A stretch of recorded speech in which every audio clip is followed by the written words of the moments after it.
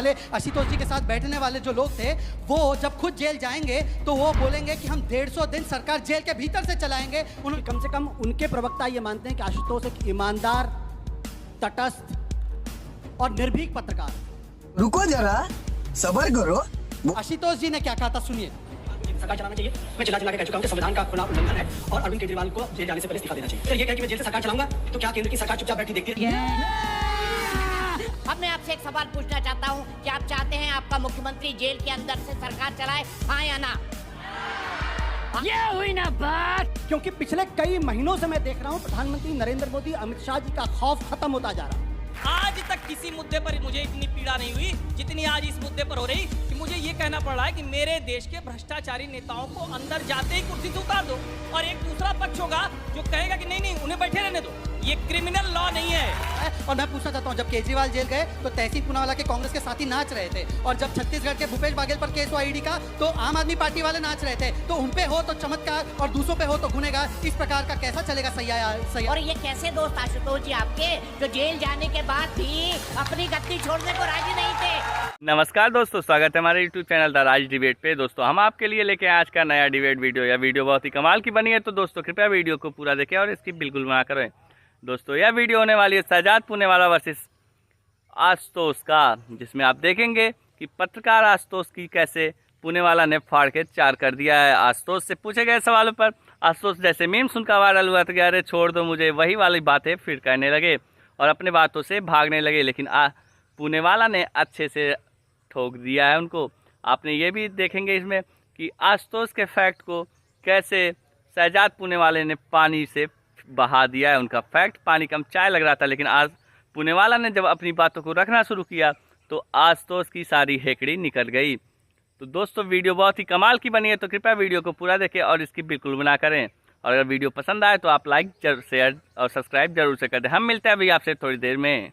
आज आपको केवल इतना तय करना है कि आप नैतिकता के साथ है या भ्रष्टाचार की प्रवृत्ति के साथ है। जब संविधान निर्माताओं ने संविधान बनाया तो उन्होंने कल्पना की थी कि लाल बहादुर शास्त्री जी जैसे, चाहे LK अडवाणी जी जैसे, मदन लाल खुराना जैसे या अमित शाह जी जैसे नेता होंगे जिन पे आरोप लगने पर या जेल जाने से पहले ही वो इस्तीफा दे देंगे। उन्होंने कभी कल्पना नहीं की थी कि जो टोपी लगाकर लोकपाल की मांग करने वाले 14 लोगों के इस्तीफे मांगने वाले आशुतोष जी के साथ बैठने वाले जो लोग थे, वो जब खुद जेल जाएंगे तो वो बोलेंगे कि हम 150 दिन सरकार जेल के भीतर से चलाएंगे। उन्होंने ये कल्पना नहीं की थी। सुप्रीम कोर्ट को भी कहने पड़ा कि पर्सनल इंटरेस्ट को नेशनल इंटरेस्ट के ऊपर रखा गया। उन्होंने ये कल्पना नहीं की थी कि सेंथिल बालाजी जैसा नेता होगा जो 244 दिन तक जेल के भीतर से सरकार और मंत्रालय चलाएगा। ये बात केवल नैतिकता की नहीं, समानता की भी है। आपके ऊपर FIR हुई तो आप जॉब में कंटिन्यू कर पाएंगे? आप जेल तो दूर की बात है। आप देखिए, अगर कोई सेंट्रल गवर्नमेंट का एम्प्लॉय हो तो CCS रूल साफ कहता है कि अगर वो 2 दिन से ज्यादा जेल में रहा तो छुट्टी हो जाएगी उसकी, उसको सस्पेंड कर दिया जाएगा। तो ये केवल नैतिकता और समानता नहीं, आप देखिए प्रैक्टिकलिटी की भी बात है। क्या कैबिनेट मीटिंग जेल के भीतर होगी? कैबिनेट की सीक्रेट फाइल जेल में जाएगी? क्या जन सुनवाई जेल में होगी? क्या आप इस प्रकार की व्यवस्था चाहते हैं जहां पर CM और PM तो जेल में भी सरकार चलाए और आम आदमी के लिए अलग कानून हो? ये सामाजिक न्याय वाले हैं। ये कहते हैं टारगेटिंग वाला कानून है। भाई टारगेटिंग तो मर्डर के कानून से भी हो सकती है, पॉक्सो एक्ट से भी हो सकती है, आतंक के कानून से भी हो सकती है। सारे कानून खत्म कर दे और डेमोक्रेसी बचाने की बात वो कर रहे हैं जिन्होंने संजय झा, राजन्ना और आशुतोष जी के साथ क्या क्या नहीं किया। ये डेमोक्रेसी के भुक्तभोगी है कांग्रेस और आम आदमी पार्टी के, यहीं पर बैठे हुए हैं। परंतु आखिरी बात बताना चाहता हूं, मेरी बात छोड़िए, इन्हीं की टीम की एक बात सुनाना चाहता हूं। आशुतोष जी ने क्या कहा था, सुनिए। सरकार चलाना चाहिए। मैं चिल्ला चिल्ला के कह चुका हूं कि संविधान का खुला उल्लंघन है और अरविंद केजरीवाल को जेल जाने से पहले इस्तीफा देना चाहिए। फिर ये कह कि मैं जेल से सरकार चलाऊंगा, तो क्या केंद्र की सरकार चुपचाप बैठी देखती रहेगी कि संविधान का माहौल उड़ता रहे और कॉन्स्टिट्यूशन ब्रेकडाउन हो जाए? कुछ ना करे तो क्या? मेरे ख्याल से जिस दिन अरविंद केजरीवाल जेल गए, इस्तीफा नहीं दिया, उसी दिन तो स्वयं आशुतोष जी ने कहा है कि जेल से सरकार चलाना अनैतिक है और केंद्र की सरकार को कुछ करना चाहिए। आशुतोष जी, आपकी बात आज आप उसके साथ हैं, हम तो आपके साथ। समय समाप्त हुआ। मैं फ्लोर ऑडियो बढ़ाने के लिए कह रही थी। दीपक चौरसिया जी, शुरू होता है अब। अपनी बात शुरू करना चाहूंगा और मेरी इन पंक्तियों पर गौर करिएगा। बन के एक हादसा बाजार में आ जाएगा, बन के एक हादसा बाजार में आ जाएगा, जो नहीं होगा अखबार में आ जाएगा, जो नहीं होगा अखबार में आ जाएगा। चोर उचक्कों की करो कद्र, चोर उचक्कों की करो कद्र, कि नहीं मालूम कौन कब किस सरकार में आ जाएगा। क्या बात है सर, क्या बात है सर। तो दोस्तों, ये उन्हीं के लिए नसीहत है, ये उन्हीं के लिए नसीहत है जो चोर उचक्के हैं, ये और किसी के डरने की बात नहीं है। और राहत इंदौरी ने जो शब्द लिखा था ना, ये जो शेर लिखा था, तब उन्होंने राजनीति के अपराधीकरण पर एक तंज कसा था। लेकिन उनको नहीं पता था कि एक दिन ऐसा आएगा जब हमारे हुक्मरान जेल से बैठकर हमारे मुस्तकबिल को तय करेंगे, हमारी सरकारें चलाएंगे। अगर हमारे संविधान निर्माताओं को ये पहले ही पता होता तो हमारे संविधान निर्माता पहले ही ऐसे लोगों को बाहर का रास्ता दिखा देते। लेकिन ऐसा नहीं हुआ, क्योंकि हमने इसकी कभी कल्पना भी नहीं की थी। अब मैं आपसे एक सवाल पूछना चाहता हूं कि आप चाहते हैं आपका मुख्यमंत्री जेल के अंदर से सरकार चलाए, हाँ या ना? आपके जवाब से साफ है। आपका जवाब क्या साफ करता है? आपका जवाब ये साफ करता है कि आप किसी ऐसे आदमी को अपना नसीब लिखने के लिए नहीं दे सकते, अपना भविष्य लिखने के लिए नहीं दे सकते, जो जेल के अंदर बैठा हो। और जेल के अंदर जब जाता है ना, तो आदमी के जो फंडामेंटल राइट होते हैं वो भी कुछ टाइम के लिए सस्पेंड हो जाते हैं। ऐसे किसी व्यक्ति को जेल से सरकार चलाने का मौका क्यों मिले? अब मैं आपको बताना चाहता हूं ऐसा करना क्यों जरूरी है। ऐसा करना इसलिए जरूरी है क्योंकि भारत के अंदर राजनीति में नैतिकता को स्थापित करने के लिए ऐसे लोगों को बाहर का रास्ता दिखाना बेहद जरूरी है। ऐसा करना इसलिए जरूरी है क्योंकि राजनीति के अंदर शुचिता आनी चाहिए। समय समाप्त हुआ। वैसे तो मुझे धन्यवाद नहीं देना चाहिए, लेकिन राष्ट्रीय पार्टी जो सत्ता में भारतीय जनता पार्टी, उसको ये धन्यवाद देना चाहिए कि कम से कम उनके प्रवक्ता ये मानते हैं कि आशुतोष एक ईमानदार, तटस्थ और निर्भीक पत्रकार है। चुप कर बे कुत्ते। जो मुद्दों के ऊपर जो उनको समझ में आता है वो राय रखते हैं। जो उन्होंने क्लिप्स दिखाया था, वो क्लिप था जब अरविंद केजरीवाल जेल में गए थे और मैंने डंके की चोट पर कहा था कि जेल से सरकार चलाने की बात कह के इन्होंने कानून और संविधान का मखौल उड़ाया है। इस सरकार को बर्खास्त किया जाना चाहिए। और मैंने ये भी कहा था कि द लॉ ऑफ इनकैपेसिटेशन, उसके हिसाब से करना चाहिए, क्योंकि संविधान से कोई सरकार नहीं चल सकती। इसलिए आज भी जो मैं कहूंगा, भारतीय जनता पार्टी को मानना पड़ेगा कि मैं ईमानदारी से कह रहा हूं और पूरी तटस्थता के साथ कह रहा हूं। क्यों यह कहना चाहिए?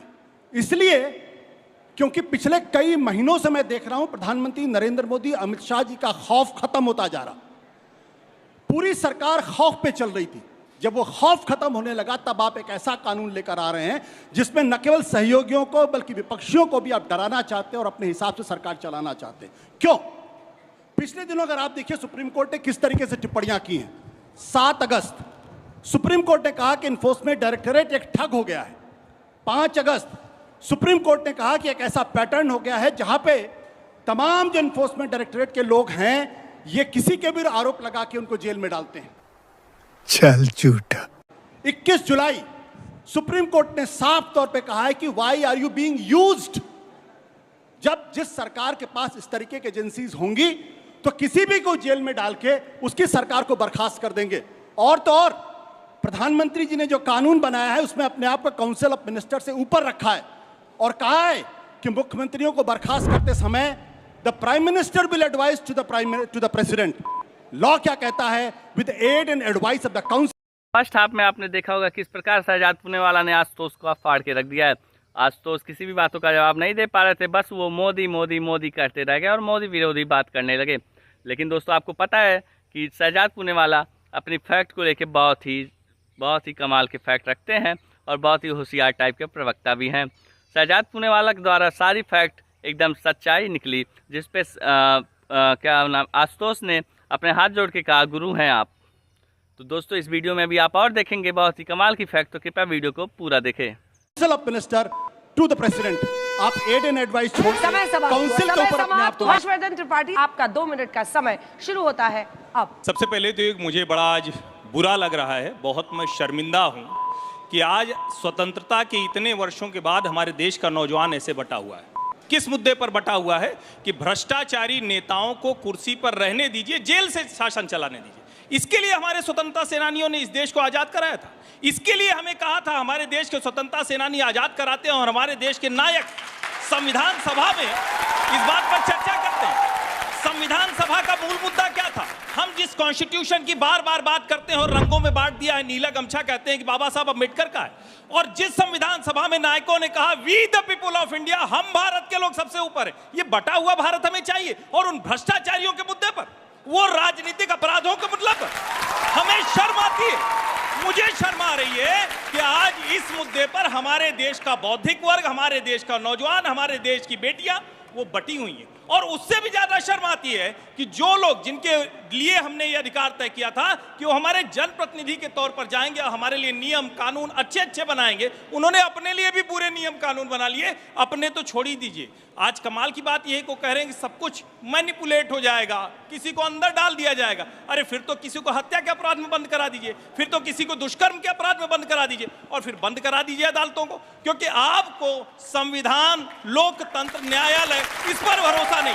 और मैं जब इस पर बात कर रहा हूं तो मैं फिर से कह रहा हूं, आज तक किसी मुद्दे पर मुझे इतनी पीड़ा नहीं हुई जितनी आज इस मुद्दे पर हो रही कि मुझे यह कहना पड़ रहा है कि मेरे देश के भ्रष्टाचारी नेताओं को अंदर जाते ही कुर्सी से उतार दो, और एक दूसरा पक्ष होगा जो कहेगा कि नहीं नहीं उन्हें बैठे रहने दो।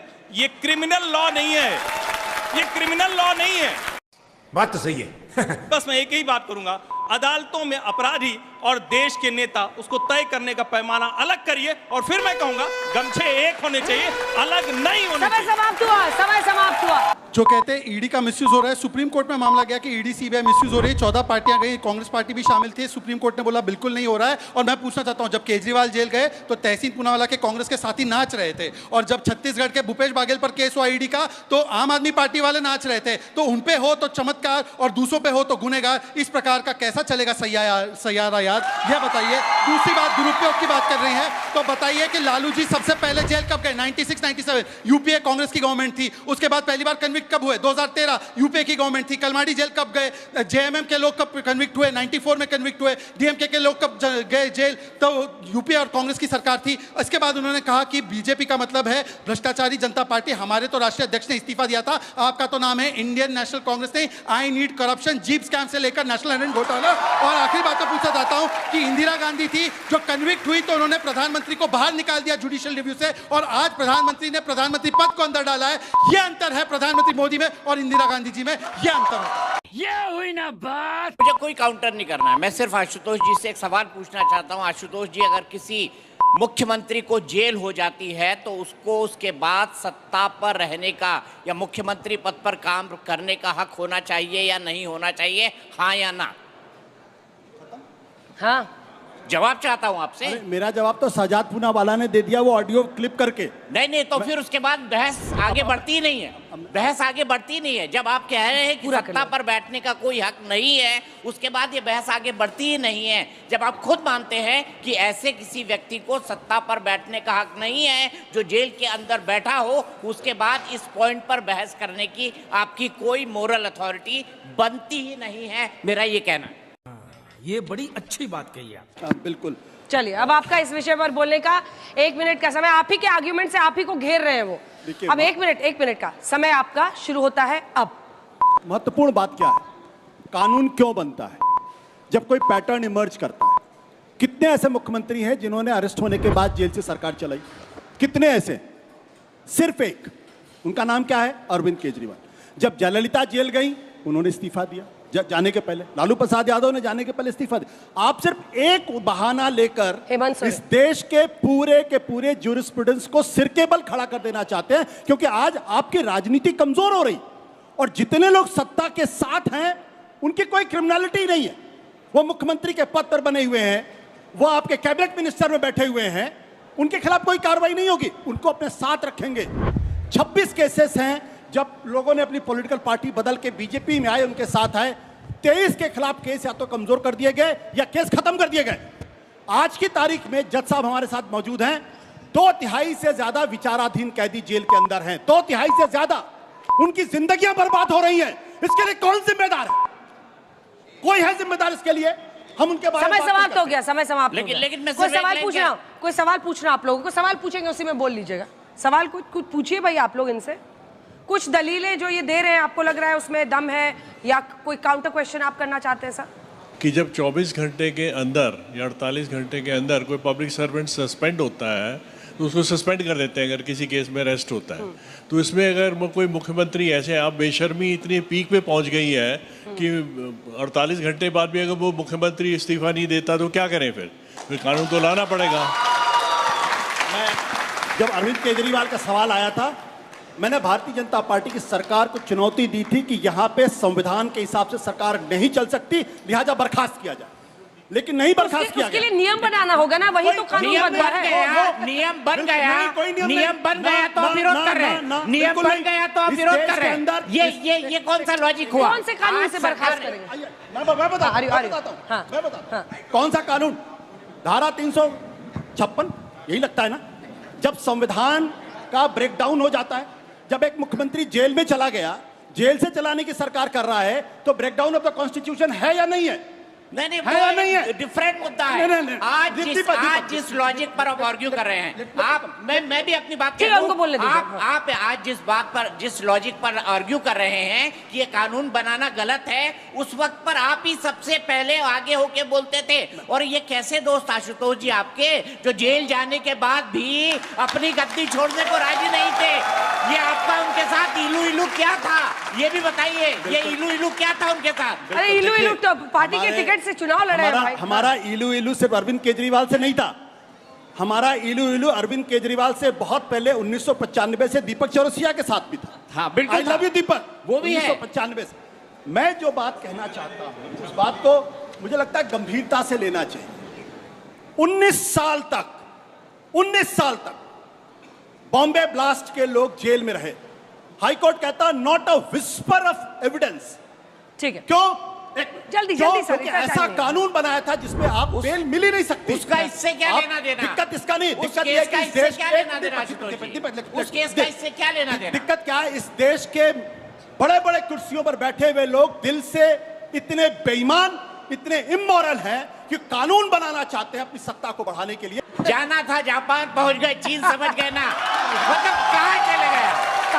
बॉम्बे ब्लास्ट पे भी चले गए, आप ईडी पर भी चले गए। बात ये है कि जेल में रहते हुए शासन चलना चाहिए या नहीं? आप खुद कहते हैं नहीं, तो आर्गुमेंट की कोई जगह ही नहीं बची। तो उम्मीद करता हूँ कि आपको वीडियो पसंद आई होगी और वीडियो में आपने लाइक शेयर सब्सक्राइब भी कर दिया होगा। आपने देखा होगा शहजाद पूदेवाला जी का जो फैक्ट था वो वाकई पृष्ठभूमि पे है।